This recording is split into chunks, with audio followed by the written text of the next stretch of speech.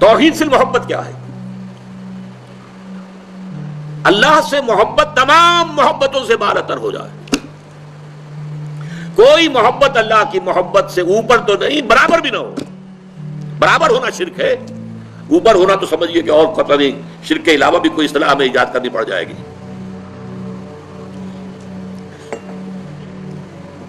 سورہ بقرہ میں فرمایا وَمِنَ النَّاسِ مَن يَتَّخِذُ مِن دُونِ اللَّهِ أَندَادًا يُحِبُّونَهُم كَحُبِّ اللَّهِ وَالَّذِينَ آمَنُوا أَشَدُّ حُبًّا لِلَّهِ. لوگوں میں سے کچھ ایسے بھی ہیں جو اللہ کے سوا کچھ ہستیوں کو محبوب بنا لیتے ہیں، اللہ کا مد مقابل بنا کر ان سے وہ محبت کرنے لگتے ہیں جو اللہ سے کرنی چاہیے تھی. وَالَّذِينَ آمَنُوا أَشَدُّ حُبًّا لِلَّهِ، اور جو واقعتاً اہل ایمان ہیں وہ شدید ترین محبت کرتے ہیں اللہ کے ساتھ. تو قرآن یہ نہیں کہتا کہ آپ والدین سے محبت نہ کریں، کرو، لیکن والدین کی محبت اللہ کی محبت کے برابر نہ ہو جائے، اس سے بڑھ نہ جائے. اولاد سے محبت کرو، اولاد کی محبت اللہ کی محبت سے بڑھ نہ جائے. دیکھیے یہ محبتوں کا امتحان ابراہیم سے اللہ نے کیسے کیسے لیا تھا.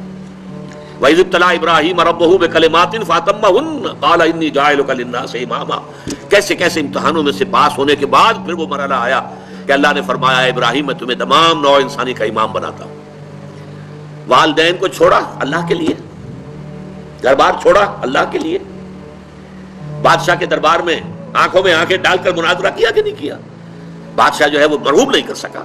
فَبُہِتَ الَّذِي كَفَرَ، بلکہ جو مناظرہ ہوا ہے تو بادشاہ جو تھا نمرود وہ مبہوت ہو کر رہ گیا. اپنی جان کو اللہ سے، اللہ کی محبت سے زیادہ نہیں سمجھا. آگ میں کود گئے کہ نہیں؟ بے خطر کود پڑا آتش نمرود میں عشق.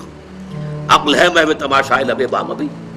پھر اپنے ملک کی محبت پر اللہ کی محبت کو ترجیح دی، ملک چھوڑ دیا، ہجرت کی. آخری امتحان جو لیا ہے، آخری امتحان جس سے کڑا امتحان ہو نہیں سکتا. 100 برس کی عمر میں وہ 13 برس کا بیٹا جو دعائیں مانگ مانگ کر اللہ سے لیا تھا، اکلوتا بیٹا، حکم آیا ذبح کر دو. یہ ہے سب سے بڑا امتحان. 100 برس کا بوڑھا انسان اور بڑی دعائیں مانگ مانگ کر بیٹا لیا. 87 برس کی عمر میں حضرت اسماعیل کی ولادت ہوئی ہے.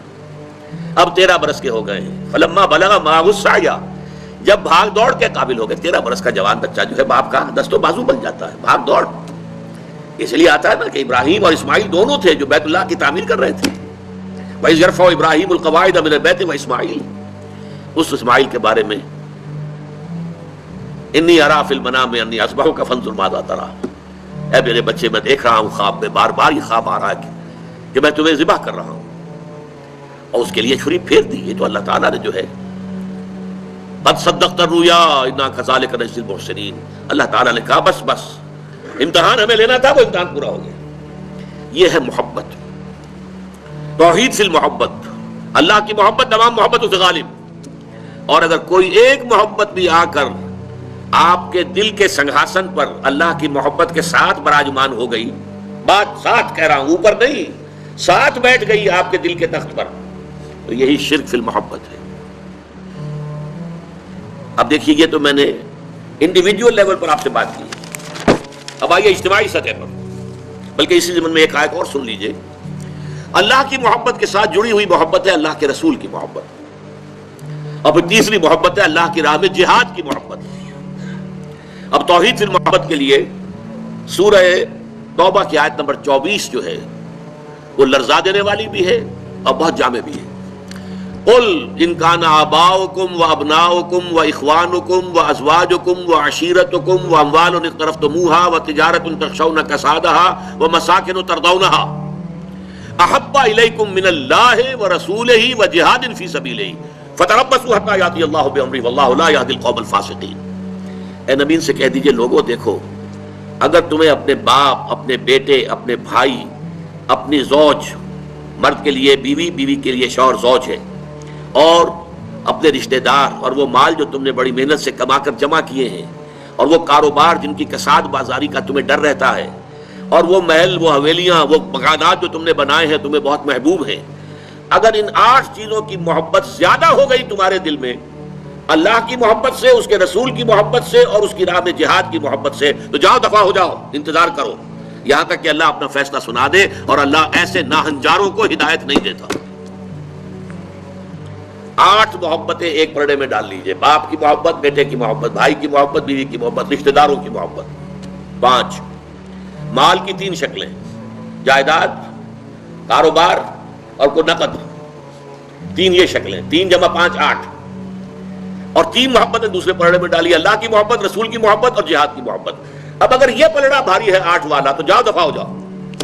تمہارا اللہ سے کیا سروکار. اللہ ایسے ناہنجاروں کو ہدایت نہیں دیتا. سب سے پہلے یہ طے کر لو کہ ان 3 محبتوں کا پلڑا نیچے ہونا چاہیے، بھاری ہونا چاہیے ان 8 کے مقابلے میں. یہ ہے توحید فی المحبت اور یہ ہے شرک فی المحبت.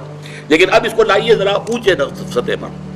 وہ جو میں نے کہا انسانی معاشرہ، ریاست، اس ریاست کے لیے، معاشرے کے لیے بھی کوئی ایسی شے موجود ہونی چاہیے کہ جو اس میں رہنے والے یا اس میں شامل سب لوگوں کی محبوب شے بن جائے.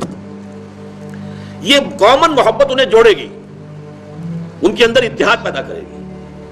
مثلا وطن کی محبت، وطن کی جے جے ہند، وطن کی عظمت کے گن گاؤ.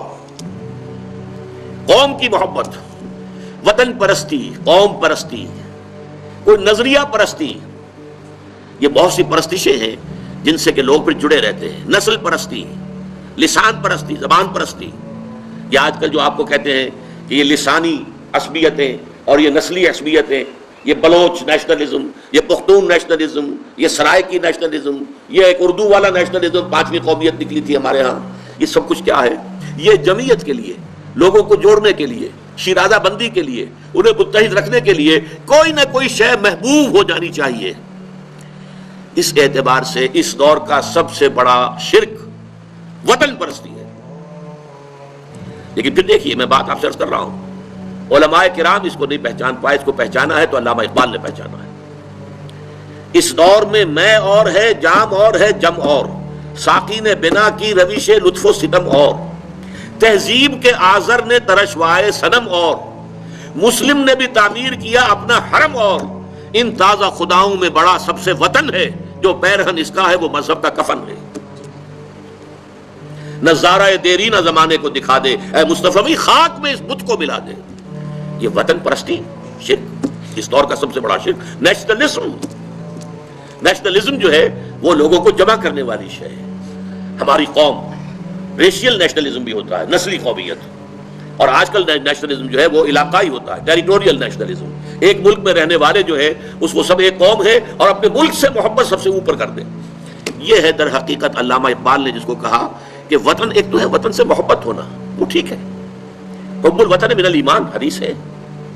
گفتار نبوت میں وطن اور ہی کچھ ہے، اور گفتار سیاست میں وطن اور ہی کچھ ہے.